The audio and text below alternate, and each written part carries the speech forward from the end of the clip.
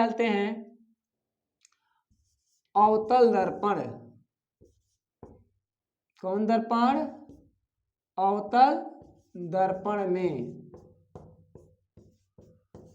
हम जा रहे हैं सिद्ध करने सूत्र को। कितना को बोलिए एक बार?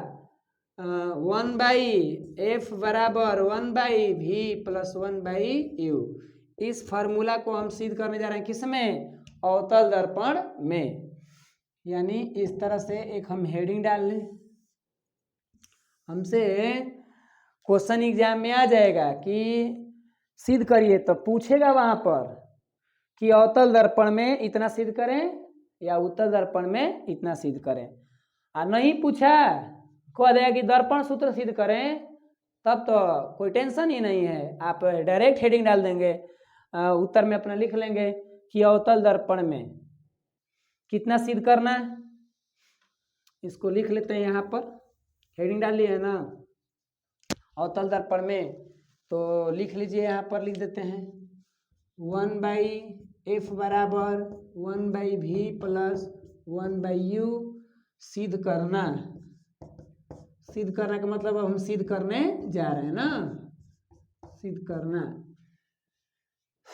अवतल दर्पण में इतना फॉर्मूला सिद्ध करना। तो ये मेरा एक हेडिंग के तौर पर हो गया। और अब हम किसी भी फार्मूला को सिद्ध करते हैं फिजिक्स में, तो कुछ अपने से चीज़ों को मानना पड़ता है। इस बात का ख्याल रखिए। कभी भी हम सूत्र सिद्ध करेंगे ना फिजिक्स में, या हो सकता है कि अपना अलग अलग विषयों में, मैथ में भी हो सकता है, तो उधर हमको ध्यान नहीं है, इस पर ध्यान है कि कुछ माना मानी करेंगे। तो चलिए अवतल दर्पण में सूत्र सिद्ध करने जा रहे हैं, तो कुछ माना मानी कर रहे हैं। इतना लिखने के बाद आप पैराग्राफ चेंज कर लेंगे और आप क्या करेंगे, अब लिखेंगे, माना मानी करेंगे। लेकिन हम चीजों को माना मानी तभी करेंगे जब एक चित्र निर्माण कर लेंगे।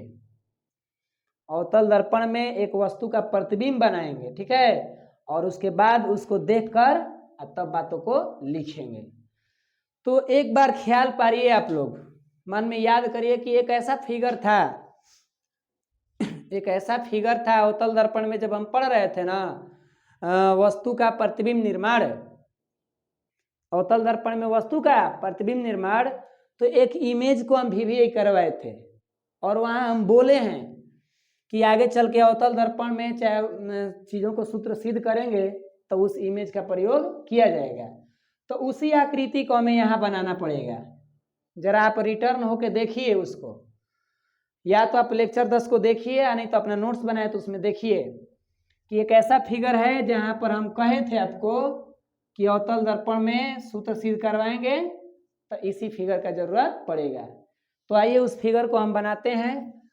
और वो फिगर था, बताएंगे क्या था वो फिगर? तो फिगर था कि जब वस्तु अनंत और केंद्र के बीच स्थित हो। चलिए बना लेते हैं। पहले उस फिगर को काम शुरू करें। इस मेन फिगर पर ही डिपेंड कर रहा है चीज है। यहाँ पर चित्र जो बनाएंगे एकदम क्लीन बनाएंगे और थोड़ा स्पेस देकर बनाएंगे और बड़ा बनाएंगे, क्योंकि फिगर का अहम रोल है इसमें। जिस व्यक्ति का फिगर एकदम क्लियर बना, मस्त बना, उसका एकदम फॉर्मूला अच्छा आएगा। और जिनका फिगर ही बन गया जंगल जैसा झाल झकड़ा तो उनका कैसे काम होगा बताइए। तो आइए शुरू करते हैं। मस्त ऐसे चित्र बनाना पड़ेगा, और जब चित्र बना लेंगे ना तब माना मानी करेंगे। माना मानी करेंगे, मारा मारी नहीं करेंगे। तो आइए इसको पेंट कर दें इस तरह से, पेंटिंग, ठीक। यहाँ पर क्या होते हैं, ध्रुव, यहाँ पर रख लीजिए फोकस, और यहाँ पर रख लीजिए सेंटर, और इधर रख लीजिए अनंत। तो बताइए वस्तु कहाँ रखी गई थी उस वीवीआई में, चित्र में? यहाँ पर। क्यों सर इसी को आप ले रहे हैं? तो इस चित्र से इमेज जो है ना, और हमारा जो फॉर्मूला सिद्ध करना है ना, वो अच्छे ढंग से आ जाता है। ऐसा कसम हम नहीं खाए हैं ना कि यही वाला से, दूसरा वाला से भी बनेगा, लेकिन थोड़ा कठिनाइयाँ झेलना पड़ेगा। यहाँ पर रख के बनाएंगे ना तो चित्र स्पष्ट क्लियर दिखेगा, क्योंकि उसमें हम आगे चल के कुछ त्रिभुज का प्रयोग करेंगे। यहाँ पर एक वस्तु थी, मेरा नाम जो था इसका क्या था, ए और बी। इसका जब हम इमेज बनाए थे तो कैसे बनाए थे बताइए तो, एक इसका किरण लेके आए थे ऐसे, ये इस तरह से, कैसे बन रहा है जी, हाँ मस्त। और हम सभी जानते हैं कि अगर कोई किरण मुख्य के समांतर जाए तो कैसे आएगा बताइए, फोकस से आएगा। चित्र को एकदम सावधानी से बना रहे हैं भाई, अब इसमें तामझाम मत करिएगा, क्योंकि ये मेरा अहम कार्य है चित्र का इसमें, ठीक। और एक लेके चलते हैं किधर से, सेंटर से ले लेते हैं ताकि अच्छा ढंग से हमारा कार्य हो जाए। सेंटर, तो चलिए सेंटर से ले गए। तो आप सभी जानते हैं कि अगर कोई किरण सेंटर से जाती है तो फिर परावर्तन के बाद अपने ही मार्ग पे आ जाती है। तो यहाँ पर वस्तु का कटान बिंदु हुआ, जहाँ कटान हुआ वहीं पर वस्तु का प्रतिबिंब बना, और इसका नाम हमें देना होगा, तो नाम दे दीजिए ए डैश और इसका नाम दे दीजिए बी डैश। इस तरह से अवतल दर्पण के सूत्र निर्माण के लिए चित्र बनकर रेडी हो गया। और अब हम इसी चित्र को देखकर कुछ बातों को नीचे लिखेंगे चित्र के। तो पहले आप चित्र को अच्छे ढंग से बनाइए और तब हम इसके नीचे लिख रहे हैं बातों को, ठीक है। तो बनाइए तब तक।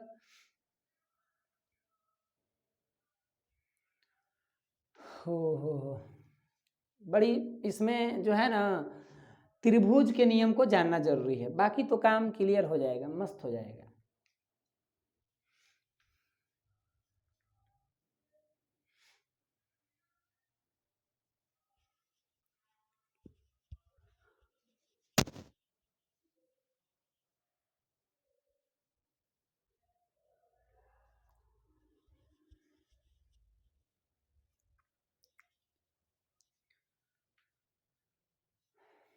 तो चलिए चित्रों को बना लिए क्या, वीडियो को स्टॉप करके आप चित्रों को बना लेंगे। और देखिए थोड़ा सा इसमें कुछ पदों को दर्शाना है, उसको दर्शा लिया जाए। पदों को दर्शाना है तो देखिए क्या क्या दर्शाएंगे। पहला है कि ध्रुव और ये फोकस है, ध्रुव और ये क्या है, फोकस। तो इनके बीच की दूरी को क्या कहते हैं, फोकस दूरी, बात हम जानते हैं। तो आइए इनके बीच की दूरी को छोड़िए ना, स्केल से क्या बने, हाथ से ही करते हैं, बड़ी मेहनत लग रहा है। तो कल्पना करिए ना कि ये लगभग यहाँ, आप कल्पना करिए कि यहाँ से लेके और कहाँ तक, एकदम ध्रुव तक, लगभग में यहाँ तक ये पाई, ये दिखा रहा है ना कहाँ से, ध्रुव से लेके पी तक। अगर आपको लग रहा है कि सर कल्पना कर लीजिए कि लगभग यहाँ आएगा, आइए लगभग यहाँ, तो इनके बीच की दूरी को क्या कहेंगे, फोकस दूरी। छोटा एफ होता है ना, अरे फूफा जी वाला एफ, फादर वाला एफ, बताए थे क्या, दिन भूल गए, वाह भाई वाह। तो ये फोकस दूरी हो गया। अगला बात कि P से लेके और C तक, इसको कहते हैं क्या, वक्रता केंद्र।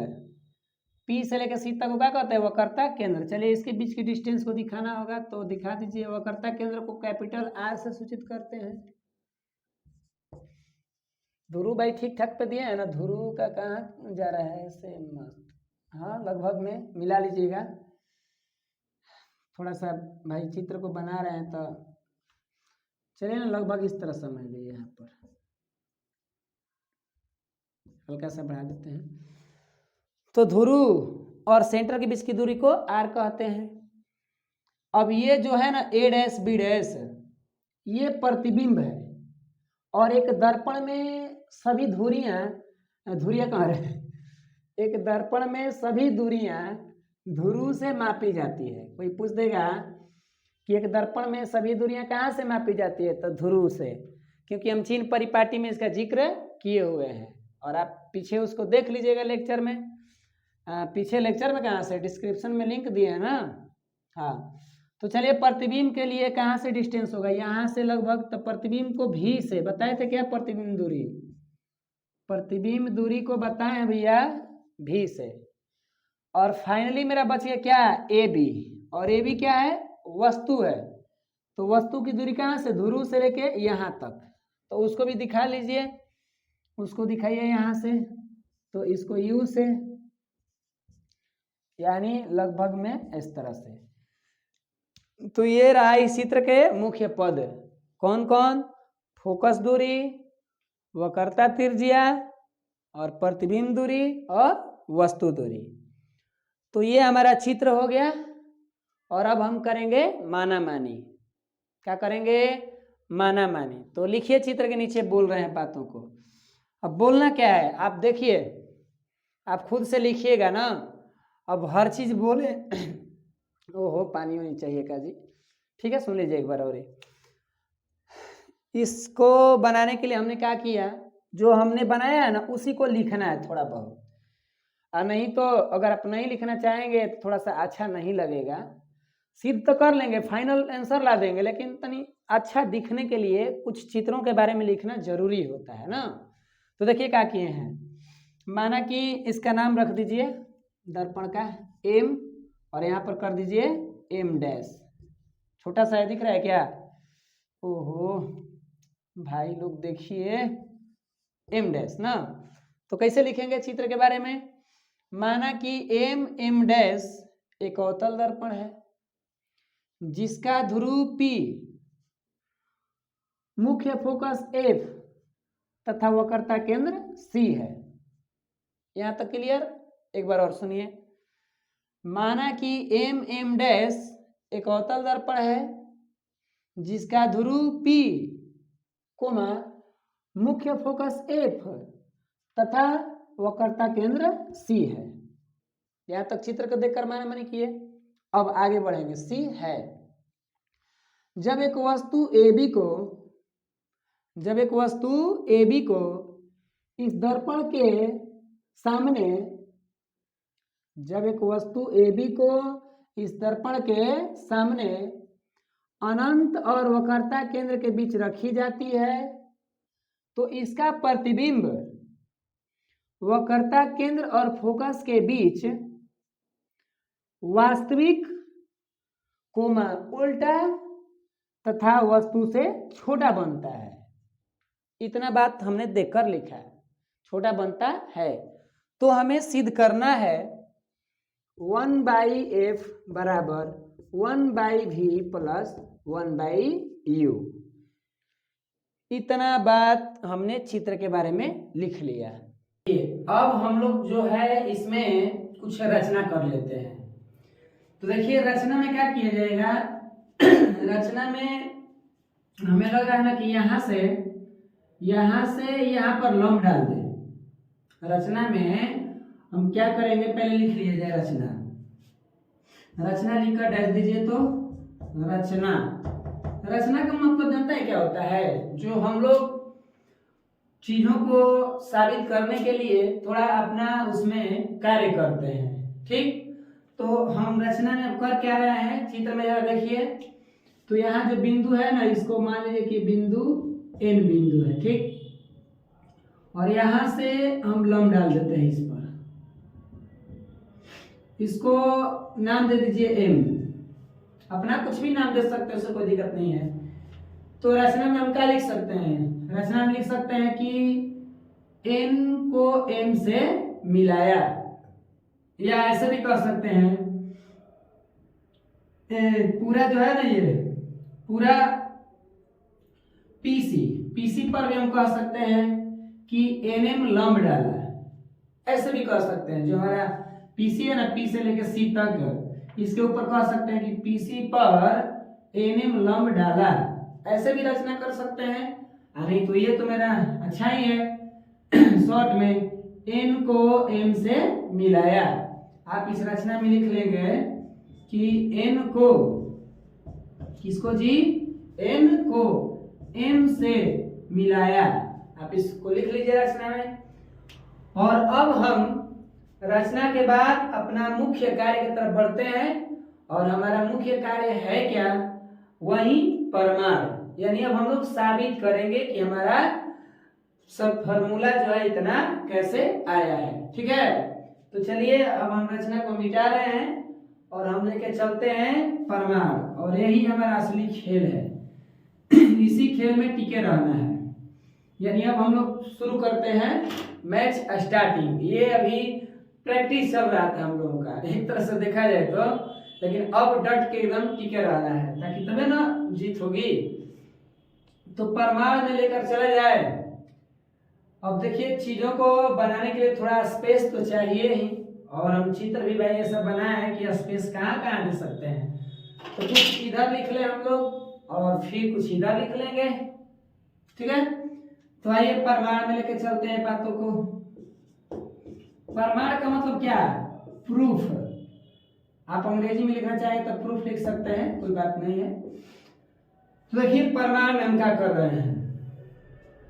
परमार में हम कर क्या रहे हैं, एक त्रिभुज ABC, ये एक त्रिभुज आपको दिख रहा है ABC, ये समकोण टाइप कैसे दिख रहा है यहाँ भी, इसमें और एक इसमें भी त्रिभुज दिख रहा है। इसमें तो दो त्रिभुज दिख रहा है।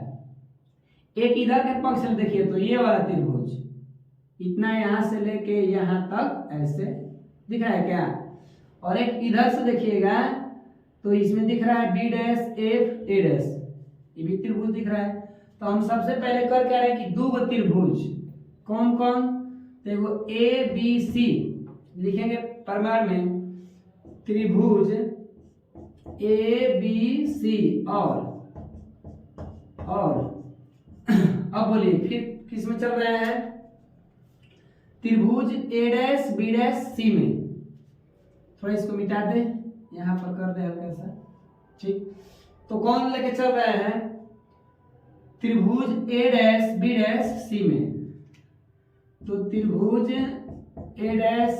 A'B'C में। अब थोड़ा स्पेस के चलते लिखने में दिक्कत तो नहीं हो रहा है, आप लोग समझ लीजिएगा बातों को। तो देखिए अब हमको करना क्या है, इन दोनों त्रिभुज को समरूप करना है। अब ये समरूप का मतलब क्या होता है, इसके बारे में आपको मैथ में जानकारी मिलेगा। जो मैथ का एक चैप्टर है त्रिभुज के बारे में काफी उसमें पढ़ना है, उसमें ये समरूप, पाइथागोरस प्रमेय, थेल्स प्रमेय बहुत सारे पढ़ने को मिलेंगे। लेकिन थोड़ा सा इंट्रोडक्शन के लिए समय ने समरूप का मतलब क्या होता है। समरूप का मतलब होता है उसकी रूप यानी चेहरा कुछ मिलता जुलता हो, काफी हद तक मिलता जुलता हो।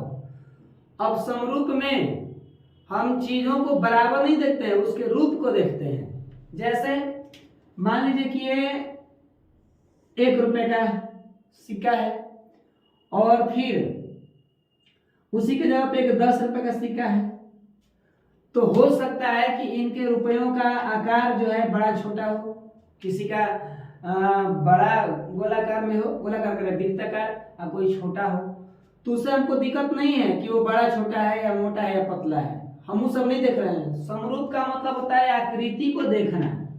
ये भी आकृति वृत्ताकार है, ये भी आकृति वृत्ताकार है, तो इसका मतलब कि इनका रूप जो है ना एक जैसा है। अब इनमें लंबाई, चौड़ाई, मोटाई इक्वल क्या है उससे हमको फर्क नहीं पड़ता है। तो जब एक जैसे आकृति मिल रहे हैं तो इनको ही हम नाम देते हैं क्या, समरूप। जैसे मान लीजिए कि ये कोई वर्ग है, एक वो वर्ग है और इसके साइड में इस तरह से छोटा वर्ग बना दिए, तो दोनों वर्ग अपने आप में क्या है, समरूप है। क्यों? क्योंकि इनके रूप जो है ना, ये भी वर्ग के रूप है और ये भी वर्ग के रूप है, तो ये दोनों क्या है, समरूप है। अब कहेंगे कि सर इस वाले आकृति और इसको मिलाइए तो क्या ये समरूप है, तो बिल्कुल नहीं है, क्योंकि इनका रूप वर्ग का है और इनका रूप वृत्त का है, तो कैसे मिला दीजिएगा। तो इस तरह से हम इन दोनों आकृतियों को समरूप नहीं कह सकते, लेकिन ये और ये दोनों को हम समरूप कह सकते हैं। तो समरूप का अर्थ समझ पाए कि इसमें हमको बड़ा छोटा, मोटाई, लंबाई, चौड़ाई को नहीं देखना है, उनके शेप को देखना है, आकार को देखना है कि ये किस तरह के आकार के हैं, कैसे आकृति के हैं, ये देखना है, ना कि हम कंपैरिजन कर दें। अब मान लीजिए कि त्रिभुज एक ला दिए और कहें कि बताइए तो सर ये आकृति और ये आकृति क्या समरूप है, तो बिल्कुल नहीं है, क्योंकि ये कहाँ वृत्ताकार और ये कहाँ ये त्रिभुजाकार, तो भैया इस तरह की आकृति को समरूप नहीं कहेंगे। तब हमें लग रहा है कि आप कुछ बातों को समझ पाए होंगे। तो आगे बढ़ते हैं प्रमाण में। तो हम दो आकृतियों को समरूप करेंगे। अभी समरूप होता कैसा है दो त्रिभुज, आइए इसको समझते हैं। तो देखिए एक त्रिभुज लिए है कितना, ए बी सी, और एक लिए है त्रिभुज ए डैश बी डैश सी में। तो हमारा ये त्रिभुज जो दिख रहा है इधर बाहर थोड़ा निकालिए, इस त्रिभुज को बाहर निकालेंगे तो ऐसे दिख रहा है, एक ए बी सी और एक इधर से ये ऐसे दिख रहा है, ऐसे है ना। एक ए बी सी इस वाला आकृति का है और ये अंदर वाला है, इसका नाम ले लीजिए कितना, ए डैश बी डैश सी। अब ये दोनों आकृति हमें तो देखने से लग रही है कि समरूप है। हाँ, भले इस आकृति को पलट दिया है लेकिन है तो त्रिभुज का ही रूप। लेकिन हम हर बार केवल कह कर साबित नहीं कर सकते। मैथमेटिकल नियम में केवल कहने से साबित नहीं होता, कुछ रूल कंडीशन भी होते हैं। तो दो आकृतियों को समरूप कैसे किया जाए, जैसे दो आकृति त्रिभुज है, इन त्रिभुजों को समरूप करने के लिए नियम होते हैं। क्या नियम होते हैं कि अगर इनके इस आकृति और इस आकृति के तीनों कोण बराबर हो जाए तो भी ये दोनों समरूप हो जाएंगे।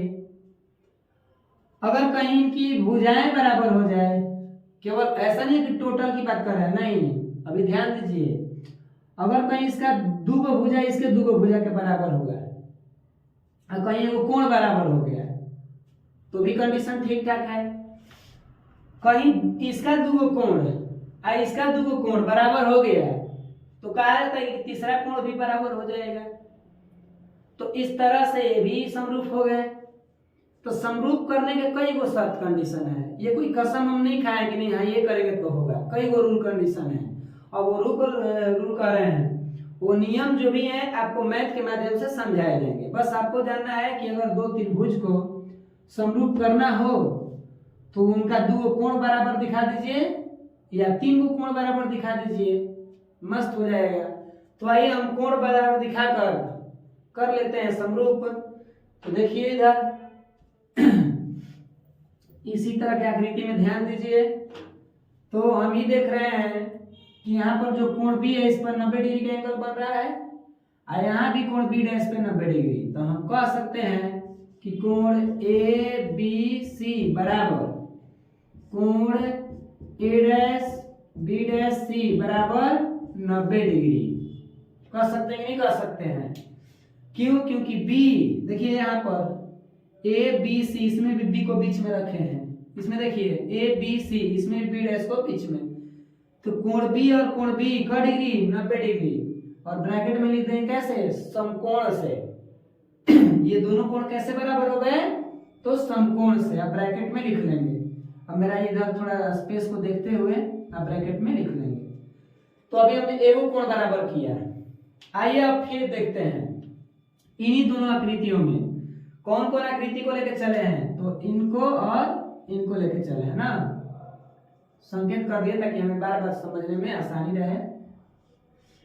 तो देखिए एगो तो बी और बी डैश को बराबर किए। अब एक और दिमाग लगाया जाए तो जो सी है ना, सी इस त्रिभुज के लिए भी सी है और इस त्रिभुज के लिए भी सी है। अगर जब दोनों त्रिभुज के लिए सी है तो हम कह सकते हैं कि इनका ये दोनों में उभयनिष्ठ है। उभयनिष्ठ का मतलब दोनों में कॉमन है, ऐसे भी कह सकते हैं। या एक और रूल होता है कि ये जो सी है इसके लिए भी एक कोण की काम कर रहा है और इसके लिए भी एक कोण की काम, इस तरह से देखा जाए तो ऐसे और एक इधर से। तो इस कंडीशन में ये दोनों का शीर्ष बन चुका है। इस त्रिभुज का भी एक शीर्ष सी है और इस त्रिभुज का भी एक शीर्ष सी है। तो हम कहेंगे शीर्षाभिमुख कोण से। कौन कोण से?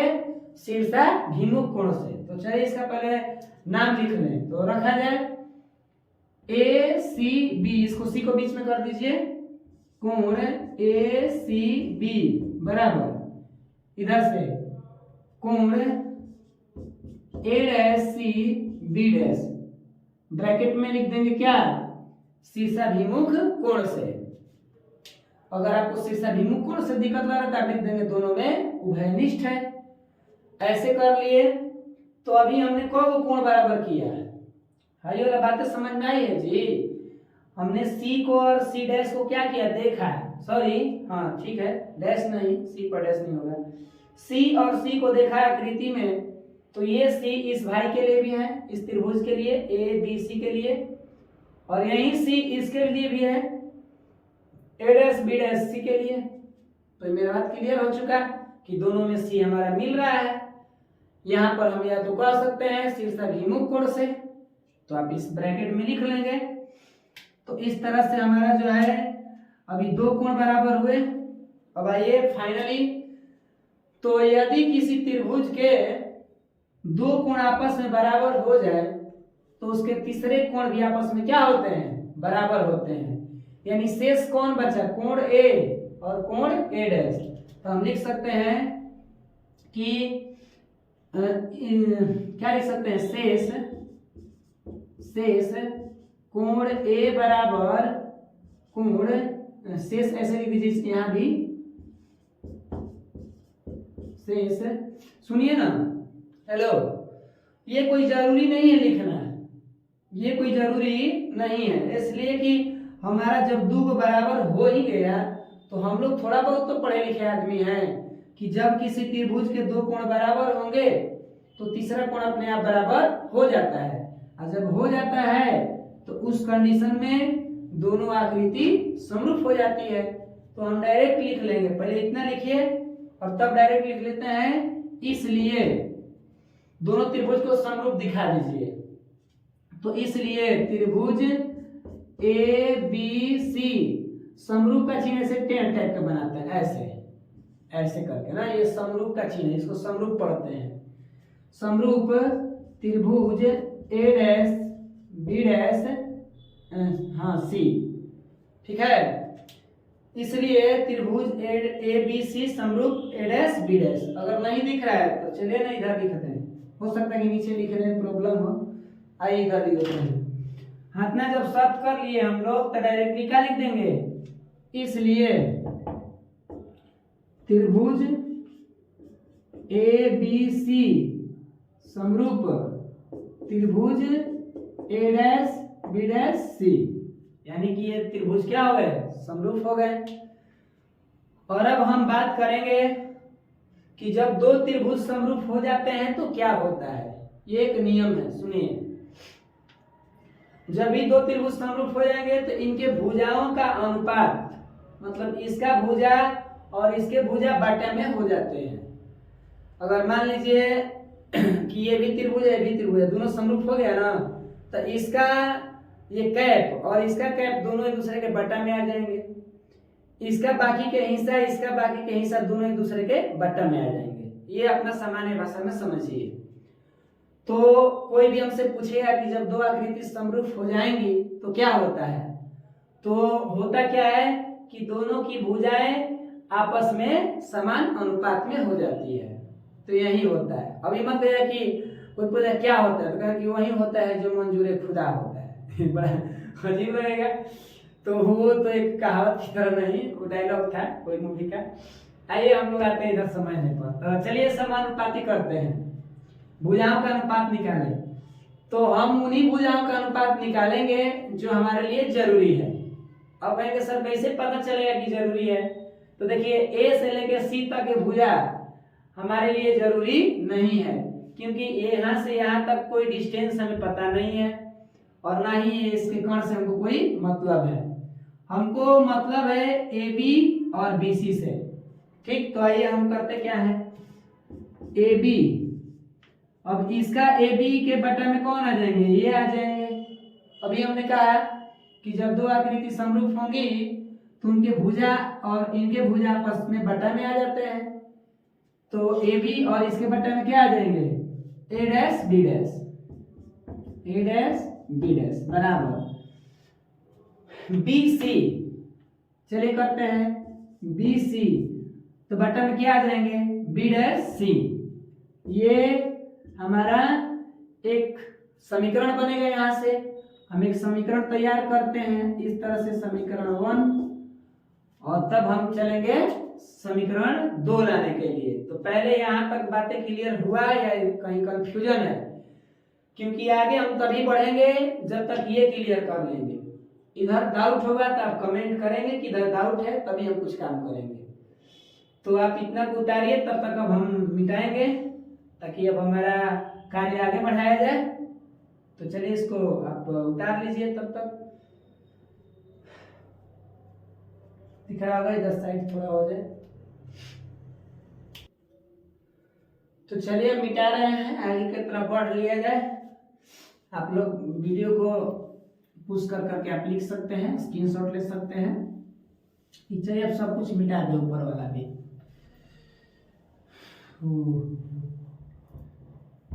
अब जो है ना, थोड़ा सा चीजों को अलग एंगल से काम किया जाए। तो अभी हमने क्या किया कि दो त्रिभुजों को समरूप किया। देखा जाए तो दो त्रिभुजों का किया, समरूप किया। आइए जरा इस पर विचार करेंगे। अब त्रिभुज लेके चले कौन? अब इन त्रिभुजों को छोड़िए, इधर हमको ध्यान भी नहीं देना है कुछ पल के लिए। आइए अब नई दुनिया इधर चलते हैं, इसमें और इसमें चलते हैं। पॉइंट कर दिए, दोनों को ध्यान में रखना है। तो अब चलेंगे त्रिभुज कितना में? A dash B dash F में, और पुनः त्रिभुज इसका नाम रख दीजिए। तो नाम रख दीजिए कितना? NFM के नाम से नाम रख सकते हैं, कोई दिक्कत नहीं है। कैसे रख रहे हैं? यहाँ से नोक से A dash B dash F में, तो यहाँ से कर देंगे NMF में। अच्छा रहेगा, के नाम से नाम बोल सकते हैं। तो अब ये बताइए कि जस्ट ए भी आकृति और ए भी आकृति को पुनः समरूप करें, या हम लोग समझदार अब हो चुके हैं कि नहीं सर ये भी समरूप है? कुछ दिमाग लगाएंगे आप। अगर इस आकृति को देखेंगे यहाँ से ऐसे और यहाँ से, तो आप देखें तो यहाँ भी कोण बन रहा है, और फिर आप देखेंगे इधर से तो इससे भी कोण बन रहा है कि नहीं बन रहा है? तो अब तो हमारे पास थोड़ा बहुत ज्ञान हो चुका है कि नहीं सर ये दोनों जो है ना, दोनों आकृति देखने से तो लग ही रही है कि समरूप है। अगर नहीं लग रहा है तो आप देखिए M और B डैश दोनों 90 डिग्री का एंगल, एगो कोण मिल गया। F जो है इसमें भी है और F इसमें भी है, ये भी शीर्षाभिमुख कोण बन गया। तो शेष N और A डैश बराबर हो जाएंगे। तो हम कह सकते हैं कि दोनों आकृति क्या है? समरूप है। तो फिर इतना बात जो हम लिखेंगे और हमारा प्रोसेस लॉन्ग जाएगा, तो क्यों ना थोड़ा संक्षेप में कह दें। इसी प्रकार जैसे ऐसा सब सिद्ध करके लाए हैं, अब आगे कुछ काम नहीं करेंगे, डायरेक्ट लिख देंगे इसी प्रकार। इसी प्रकार मतलब क्या है? क्या लिख रहा है? लिख रहा है ना कि जो ऊपर हम लोग काम किए ना, उसी प्रकार अब आगे बढ़ रहे हैं। तो आगे बढ़ रहे तो इसी प्रकार किसको समरूप कर दे बताइए? तो A dash B dash F और NMF को इसी प्रकार में। अगर एक बार सुन लीजिए, थोड़ा सा लिख तो दे एक बार, नहीं तो कहेंगे कि सर बिना लिखे कैसे डायरेक्ट कर दिए। देखिए त्रिभुज एक बार नाम रख लिया जाए, A dash B dash F और त्रिभुज कितना? त्रिभुज NMF में। तो अब हमने क्या किया कि एक बार इसको भी नाम दर्शा दिया ताकि हमारा फोकस जाए, ध्यान जाए कि हम इसी में काम करने वाले हैं। तो अब इसमें हम समरूप करेंगे नहीं, डायरेक्ट लिख दे, डायरेक्ट लिख दिया जाए। चलिए इधर लिख देते हैं, डायरेक्ट लिख लिया जाए इसी प्रकार। इसी प्रकार मतलब इसी प्रकार कहने का अर्थ हुआ कि जो पीछे हम लोग काम किए हैं ना, उसी के प्रकार में अब हम आगे चल के समरूप कर रहे हैं। तो देखिए क्या किया जाए, किसको किसको समरूप करें? तो त्रिभुज A dash B dash F समरूप त्रिभुज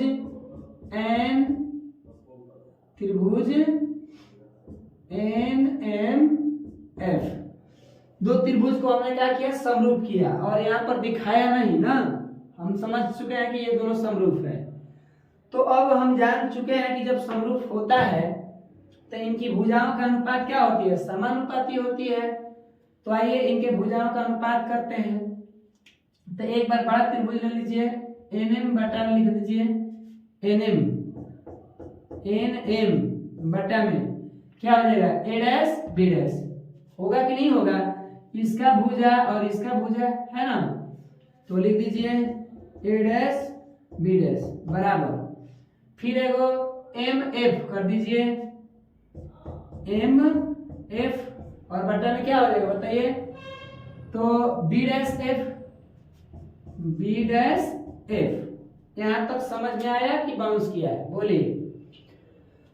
हम इस त्रिभुज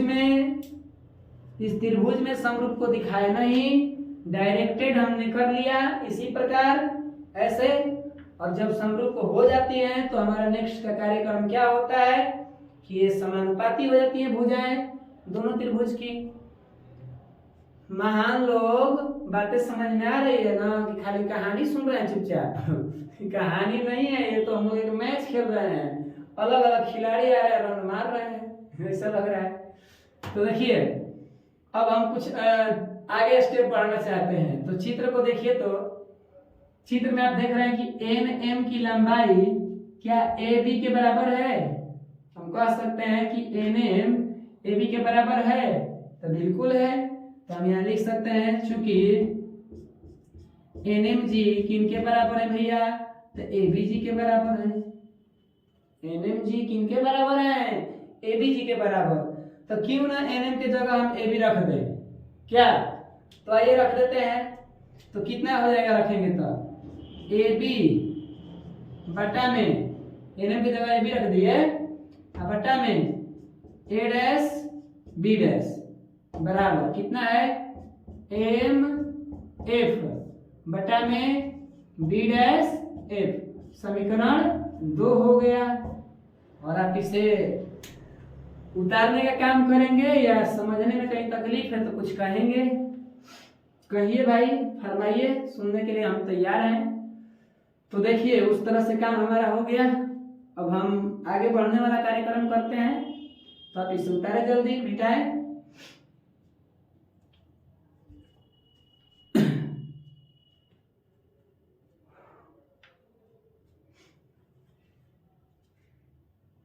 तो चलिए अब इसको हम मिटाते हैं।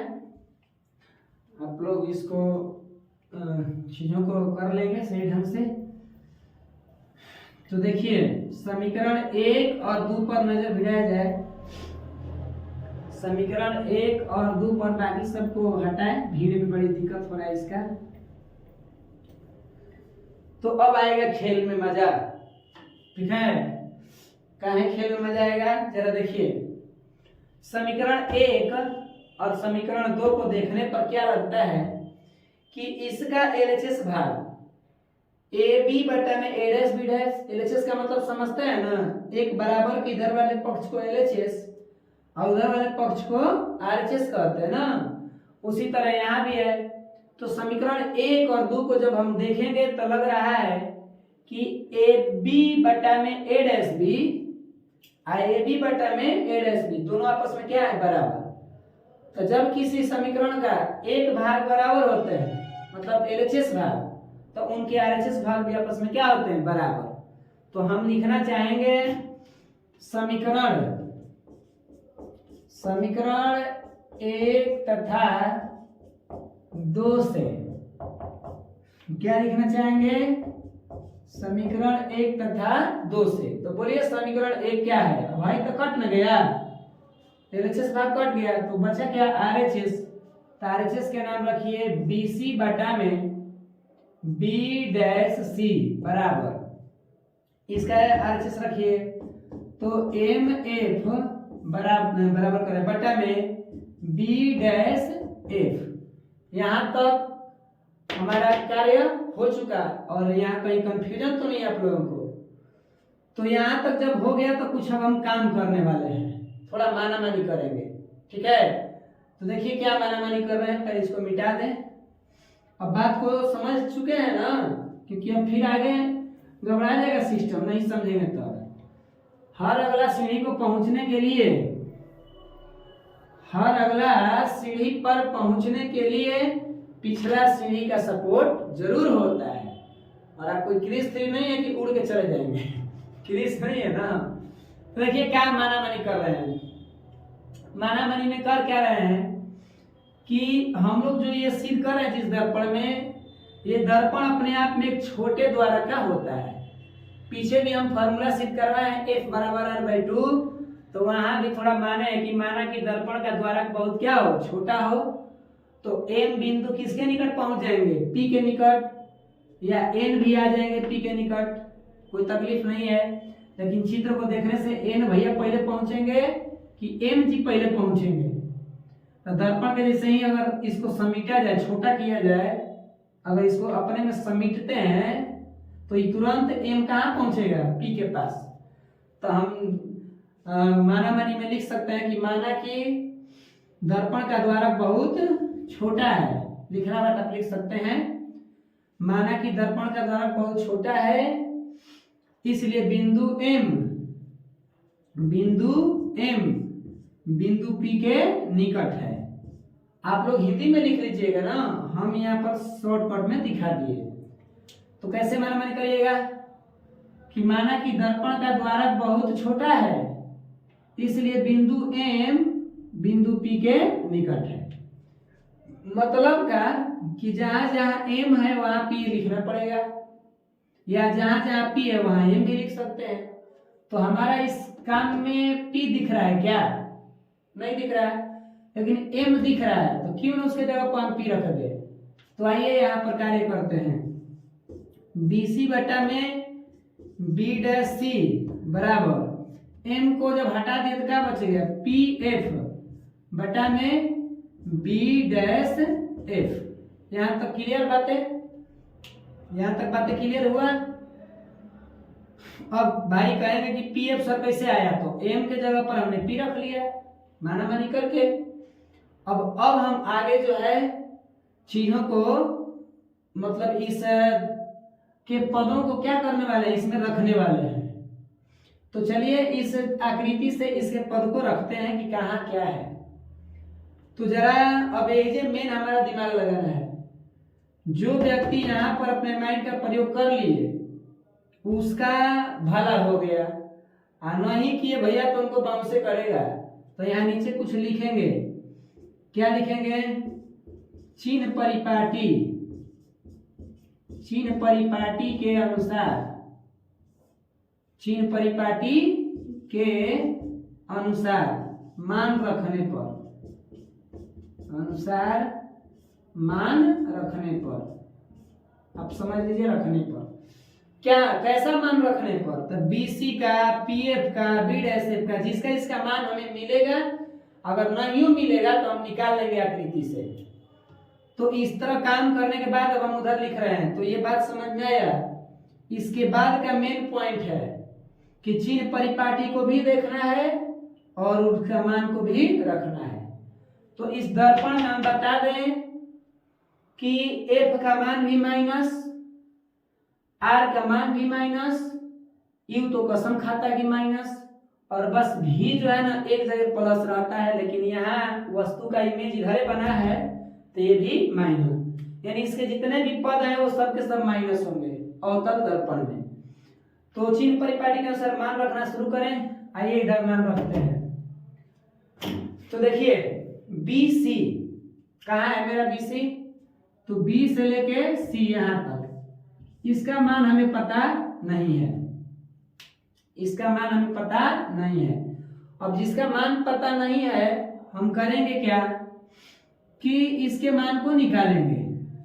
तो सर ये मान निकलेगा कैसे, तो टोटल आपको पता है क्या, P से लेके A B तक की दूरी U है कि नहीं है।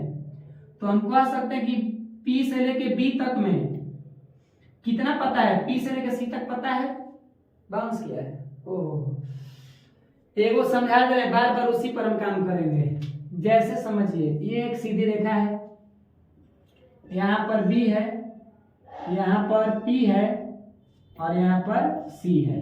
इसी चित्र में से देखिए क्या क्या किए हैं, PCB, PCB ला लिए, इसमें से थोड़ा भीड़ में से निकाल दिए, क्योंकि वे जो भीड़ में रहते हैं, मतलब ऐसे भी कह सकते हैं कि वे जो भीड़ में शोर मचाते हैं वे भीड़ बनकर रह जाते हैं और वही पाते हैं जिंदगी में सफलता जो खामोशी से अपना काम कर जाते हैं। तो हम लोग भैया भीड़ में से साइड होके और अब खामोशी से अपना काम करने जा रहे हैं।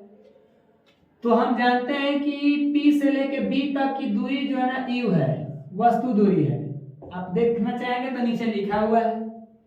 और हम ये भी जानते हैं ना कि P से और C से कह रहे हैं जी, हाँ, C से लेकर P तक के बीच की दूरी R है। तो हमको ये दूरी पूछा जा रहा है। तो क्या अगर हम टोटल में से इतना को निकाल देते ये नहीं बच जाएगा? बता रहे हैं कि टोटल में से इतना अगर निकाल दें तो ये तो बच ही जाएगा, रियलिटी है। तो टोटल का नाम बताइए भाई, है कितना? तो टोटल है कहाँ से लें? PB से। टोटल है PB, आप घटाना मतलब निकालना ऐसे, तो कितना निकालना? PC।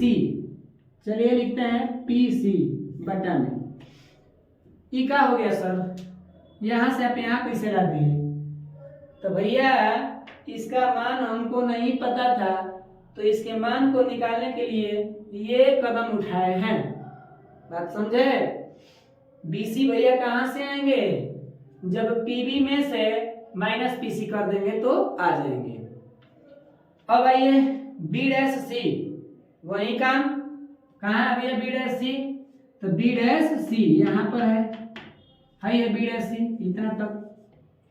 तो अब हमको ये देखना है कि B'(C) हमको तो पता है नहीं ये वैल्यू, ये जगह का डिस्टेंस, लेकिन टोटल पता है क्या? P से लेके C तक, P से लेके C तक पता है, और उसके बाद कहां से पता है? P से लेके B' तक। क्यों? क्योंकि प्रतिबिंब दूरी है। तो हम टोटल में से, मतलब टोटल कितना, PC में से कितना घटा दें? PB', कौन? PB', तो घटा दीजिए PB', मान इसका मिला। अब देखिए PF कहाँ है? तो PF तो हमारा मान भी इसका है, कितना है भैया? F है, तो इसका मान रख दीजिए F। ठीक, अब हमारा काम क्या हो रहा है? B'(F) कहाँ है? B'(F), तो B'(F) का मान हमको भी मालूम नहीं है, फिर वही हाल, फिर वही काम। B'(F) का मान नहीं मालूम, तो टोटल हमको पता है कितना? PB' में से PF घटा ले, मान आ जाएगा। तो चलिए लिखते हैं कितना, तो टोटल का नाम बोलिए PB' माइनस PF। इस तरह से बढ़ाना मेहनत लगा, एजे बाउंस करता है लोगों को। जिस व्यक्ति को यहाँ समझ में आया वो समझे कि जंग जीत लिए इसका, क्योंकि यहाँ पर ना बाउंसे करता है कि शरीर को का कर दिए, केने से केने घुमा दिए, तो कुछ नहीं घुमाए हैं। चित्र में बड़ी दूरी पता होने पर जहां तक की दूरी पता था उसको घटा दिए हैं, और जो बाकी हमारा शेष बचा वो निकल के आ गया, ऐसे हुआ। एक बार और समझा दे इसको भाई, वीडियो तो लॉन्ग बनेगा लेकिन समझने के साथ हमें चलना होगा। चलिए एक बार और समझा देते हैं। सब कुछ यही काम है भैया, इसी पर सब कुछ उसी पर काम है, पहले ही मिटा देते हैं। एक बार और समझ लीजिए कि हो क्या रहा है। देखिए ये समझ जाएंगे तो हमको लग रहा है कि काम क्लियर होगा। देखिए ये हमारा जो है P बिंदु है, ये हमारा B बिंदु है, सब बिंदु को इसी पर लाके रख देते हैं क्या। और एगो मेरा कितना है F, और एगो मेरा कितना है B', और एगो कितना है C। समझिए, सब बिंदु को रख दिए। अब हमसे पहला वाला क्या कह रहा है, BC। तो BC कहाँ है मेरा, तो BC कहीं ना कहीं, इसको यहाँ पर रख दीजिए B को समझने के लिए। BC कहीं ना कहीं हाई वाला रेखाखंड है, इतना की दूरी। तो इतना की दूरी कैसे निकलेगा, इतनी सी दूरी कैसे निकलेगा, आज जबकि हमको टोटल पता है, टोटल हमको पता है कितना U, और उसके बाद क्या है ना कि C से यहां तक की भी दूरी हमको पता है R, यहां से भी पता है। तो बताइए समझदार इंसान क्या करेगा कि टोटल में से इतना को अगर निकाल देगा, हाई वाला हटा देगा, तो भैया इतना तो आ ही ना जाएगा।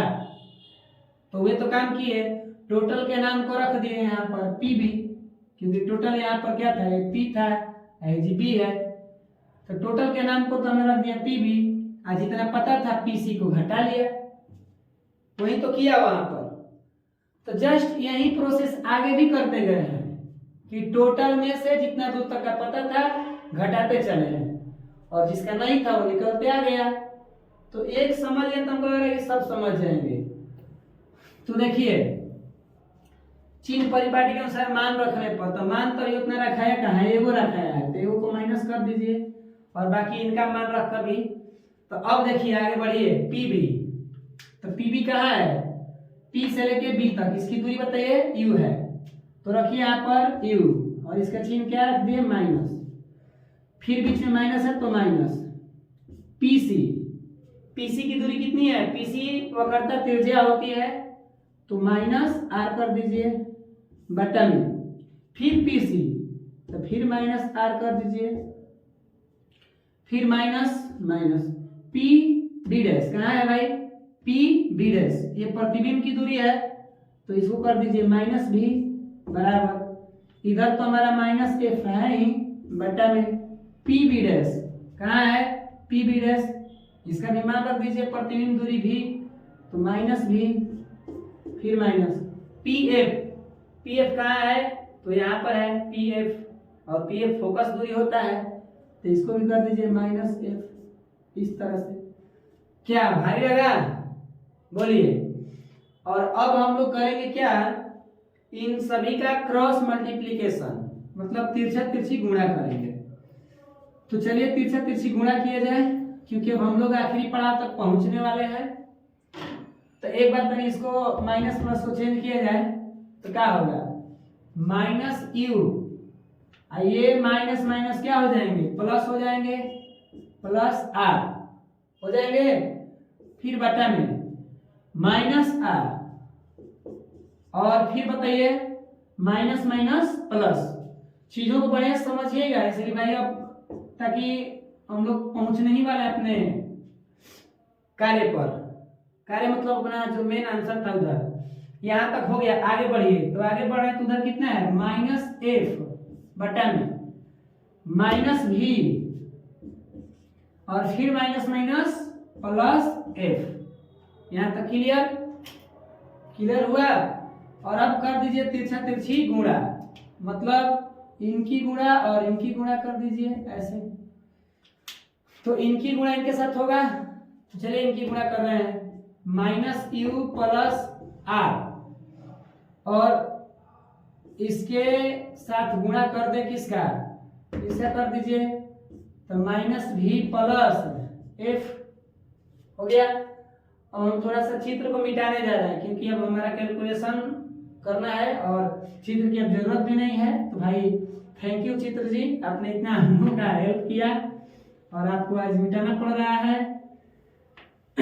तो देखिए अब थोड़ा सा स्पेस बन जाएगा, बड़ी मिटा मिटा के काम कर रहे थे। तो बराबर अब गुणा किया जाए किससे, इसे ना माइनस F गुणे कौन, ये वाला गुणा आएगा, तो माइनस R प्लस V। देखिए तिरछा तिरछी गुणा कर रहे हैं, अब इनका गुणा इनसे कर दिए और इनका गुणा इनसे कर दिए यहाँ पर। अब क्या हुआ कि ये भी दो पद है, ये भी दो पद, तो ये गुणा होंगे तो बारी बारी से एक दूसरे से होंगे। ये वो पद है, ये तो दोनों के लिए हो जाएगा। तो एक बार माइनस U की गुणा, एक बार माइनस U की गुणा इनसे करा दे, और इसी माइनस U की गुणा एक बार इनसे करा दे। तो आइए करते हैं, चिन्ह को देखते हुए चलिएगा। तो बोलिए माइनस यू कहाँ गए, भी के साथ करने। तो पहले से भी क्या है माइनस, ये भी क्या है माइनस, तो माइनस माइनस प्लस, तो हम लिख देंगे यू भी, गुणा किए तो यू से भी तक। फिर यू जा रहे हैं एफ के घरे। मान लीजिए कि यू किसी गए हैं अपना रिलेशन में, रिलेशन में गए तो रिलेशन में क्या हुआ ना कि एक ही जगह पर उनका दो रिलेशन है, समझिए। तो भैया एक जगह तो छोड़ेंगे नहीं ना, मन किया कि ना हम दोनों जगह घूमेंगे। लेकिन बात क्या है कि दोनों रिलेशन दो प्रकृति के लोग हैं।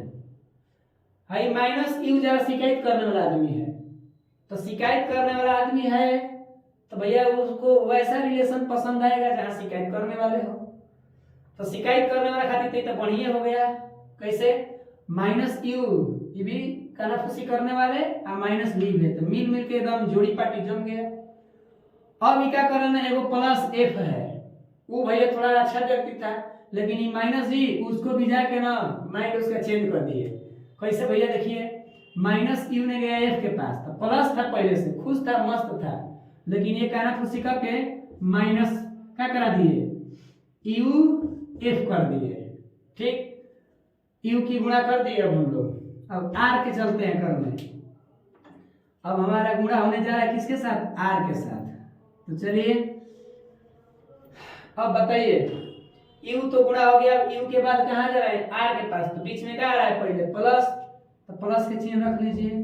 अब आर कहाँ गए, भी के पास गुणा करने, तो भी के चिन्ह क्या है माइनस, आर का चिन्ह क्या है प्लस, तो प्लस माइनस क्या होंगे माइनस।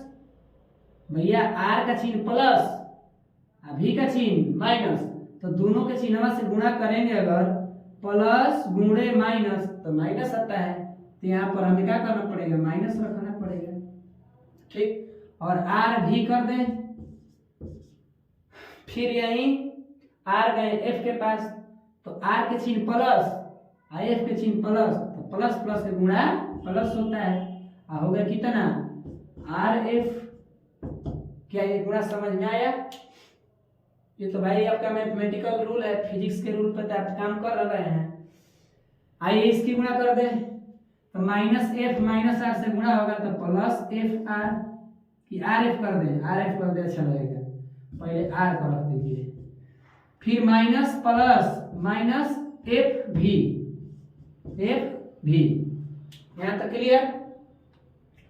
अब बात करते क्या है कि इस टोटल पद को टाइम के ला देते हैं, हेने रख देते हैं 0। और एक बात और करेंगे, कुछ परिवर्तन इसमें देखिए, पहले रखिए यू भी minus U F minus R जो होता है ना, आर बराबर हमारा फॉर्मूला क्या होता है 2f होता है क्या। हम लोग गोलीय दर्पण में फोकस दूरी और वक्रता त्रिज्या में संबंध के समय ऐसा फॉर्मूला लाए थे नहीं, तो इस r के जगह पे हम क्या लिख देंगे 2f, इस r के जगह पे लिख देंगे 2f, ठीक है। फिर प्लस, फिर r है, तो यहाँ पर r है तो फिर रखिए 2f, और है f है कि नहीं है, अरे r का मान 2f हो गया, और प्लस में और f है, ये तो हो गया। आगे ये वाला चिन्ह इसको टाइम पे लाइए है ना, तो जब ये पद अपन बराबर के चिन्ह इधर आएंगे तो चिन्ह बदल जाएगा। मतलब आर एफ माइनस एफ भी, ये दोनों को टांग कर बराबर के इधर ला रहे हैं, तो इनके चिन्ह बदलेंगे, क्या क्या हो जाएंगे, तो ये पहले से प्लस थे, आएंगे तो क्या हो जाएंगे माइनस में, माइनस में आएंगे तो सुनिए इन आर को भी रख दे क्या मान 2f, तो अगर इनको रखेंगे इतना का जगह पर तो क्या बन जाएगा, इतना के जगह पर बन जाएगा कितना 2f गुणे f बन जाएगा। तो समझिए ना कि हम इतना टाइम के ला रहे हैं और इतना रख दे रहे हैं एक आली में, ताकि आसानी हो जाएगा। अगर आप चाहेंगे तो एक बार इधर ला के तब रखेंगे तो एक स्टेप और बढ़ जाएगा। तो आप समझदार है तो समझ लीजिए 2f गुणे f, ठीक। अब इसको टाइम के लिए, तो ये माइनस था इधर आके क्या हुआ प्लस एफ भी और बराबर 0। दो तरह के पेन से दिखा दिए, एगो जिसको टाइम पे लाए हैं उसको, एगो जिसको पहले ही से रखा गया है उसको। तो देखिए एगो है प्लस 2f गुणे f, एगो है -2f गुणे f। क्या ये दोनों कट जाएंगे आपस में? कट गए। अब देखिए यहाँ पर u भी, एगो u भी यहाँ पर है, एगो -uf है, एगो -2f है यहाँ पर सही है क्या? 2f, हाँ कहीं गड़बड़ तो नहीं हो गया भाई साहब? जरा इधर ध्यान दें, क्या कर दिए यहाँ पर? 2f कैसे रख दिए हैं? रुक जाइए एक बार देखिए, गड़बड़ मत हो जाए ना। तो u भी -uf -r। अच्छा एक चीज गड़बड़ा ना गया है यहाँ पर, देखिए r के हमने जो फॉर्मूला रखा था वो 2f रखा था, ठीक है, लेकिन भैया गुणे v को भी तो रखना था साथ में। v आएंगे नहीं यहाँ पर, आएंगे ना? हम कहेंगे काहे घबरा गया। तो देखिए एक बात, समीकरण को थोड़ा सा शुद्ध रूप में लिख लिया जाए, बड़ी खिचमिच हो गया है, तो इसे मिटा के एक बार लिख लेते हैं, क्योंकि अब हम लोग अपना आखिरी पड़ाव तक पहुंचे हैं। जहां मिस्टेक करेंगे तो आंसर नहीं आ पाएगा। तो देखिए एक बार थोड़ा सुधार ले, बढ़िया से लिख दें। लिखिए u भी -uf -2f भी, फिर यानी क्या बचा है? +f भी बराबर 0। इतना हमारा बचा है क्या? इसमें देख लीजिएगा कहीं गड़बड़ तो नहीं ना है? ठीक है, सब मस्त है। तो अब यहाँ पर दिमाग का लगाना है कि -2f भी आएगो +f भी। तो भैया हमारा 2 गो f भी कर्ज में है, आएगो f भी प्लस में है, तो काहे कि इसमें से तो ये घट जाएगा, एक कर्ज 2 गो आएगो प्लस में, तब प्लस वाला जमा इसी करेंगे तब एगो कर्ज तो रहेगा। तो कितना रहेगा? तो u भी -uf, यहाँ पर बच जाएगा कितना? 2f भी में से इसको घटा दिए तो -f भी बराबर 0। बात समझ में आ रहा है? ये 2 गो f भी है, इसमें से एगो ये क्या हो गया? प्लस थे, एगो माइनस में एगो प्लस में, तो घट के एगो माइनस वाला बच गया। अब कोई कह दे कि -2 रुपया +1 रुपया, तो क्या होगा? 2 रुपया के खाए थे चीनी, एगो जमा किए थे, एगो कर्जा तो रहेगा ना। तो हम यहाँ पर कर्जे को दिखा दिए, और अब हम करने क्या चाह रहे हैं? इसको टाइम के लिए चलते हैं उधर, इसको टाइम के लिए चलते हैं उधर, ठीक। तो क्या हो जाएगा? देखिए हो जाएगा u भी -uf बराबर f भी, ठीक है। यहां तक बातें समझ में आई। अब हम कुछ नया दिमाग लगा रहे हैं, इसको आप लोग उतार लीजिएगा। नया दिमाग क्या लगाना है कि दोनों तरफ u भी f से भाग देने पर, दोनों तरफ क्या करने पर? दोनों तरफ u भी f से भाग देने पर। अब कहेंगे सर क्यों? आपके मन में तो बार बार यही रहता है क्यों? वाह कितना बढ़िया बात जा रहा है आपके मन में, भाग देने पर क्यों सर? तो हम देख रहे हैं कि u भी uf f भी ये कहीं ना कहीं तीनों एक जैसे हैं। u भी f ये पद कहीं ना कहीं मैचिंग कर रहा है। इनमें से हम इन पदों को कहीं ना कहीं कटाना है, कटाकर इनका मूल रूप लाना है। तो मूल रूप लाने के लिए क्या किए? इनमें u भी f से क्या कर दे रहे हैं? भाग दे रहे हैं, ताकि जैसे ही भाग देंगे तो इनका मेन कट के रियलिटी वैल्यू आ जाएगा। तो इस तरह के जब भी सिचुएशन आए तो आप वहां पर इससे भाग दे देंगे। तो बताइए u भी बटा में u भी f, माइनस है तो माइनस कितना है? uf बटा में क्या हो जाएंगे? बोलिए u भी f बराबर इधर कितना है? f भी बटा में u भी f, दोनों तरफ भाग दे दिए। अब कटा लीजिए, तो कटाने के लिए क्या कर लीजिए? यहाँ से u भी जी कट गए, ने uf u में से uf कट गए, इधर f से f कट गया, v से v कट गया, तो बचा कितना भैया कटने के बाद? तो इधर बच गया 1/f माइनस इधर क्या बच गया 1/v और इधर क्या बच गया 1/u। हो गया।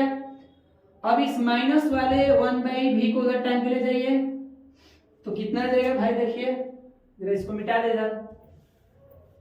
हाँ सर आ गया आंसर। वाह भाई वाह, मेहनत करे कोई और आंसर करे कोई और। तो इस माइनस को टाइम के ले जाएंगे तो कितना बचेगा? इधर कितना है 1/f, इधर पहले से कितना है 1/u और टाइम कर ला किसको रहे हैं प्लस 1/v। तो यही हमारा दर्पण सूत्र प्रूव्ड हुए। बहुत बहुत मेहनत हुआ और आप लोग भी बहुत बहुत मेहनत किए क्योंकि साथ हमें जुड़े रहे इसको। तो इस तरह से हमारा दर्पण सूत्र सिद्ध होता है। अब भाई बताना समझाना ये तो टाइम लेगा ही, आपको इतना इससे एक्सपीरियंस कर लेना है कि कम से कम 5 मिनट के अंतराल में आप बना ले, क्योंकि 5 नंबर के एग्जाम में आएगा और 5 नंबर के क्वेश्चन पर 5 मिनट दिया जाए, ताकि अगर और कोशिश करेंगे तो 4 मिनट में बना सकते हैं। आपके एक्सपीरियंस के ऊपर है, हम कोई टाइम टेबल लिमिट नहीं करेंगे। अब कहेंगे सर आप तो हाथ ना देर लिए, तो भैया हमको तो समझाना पड़ा, अब खाली हमको खुद बनाना रहता तो भाई सब हम दिमाग काहे लगाते, अपना काम न करते। तो ये मतलब जैसे सर जी आप करेंगे वैसे ही हम करेंगे तो वो गड़बड़ हो जाएगा।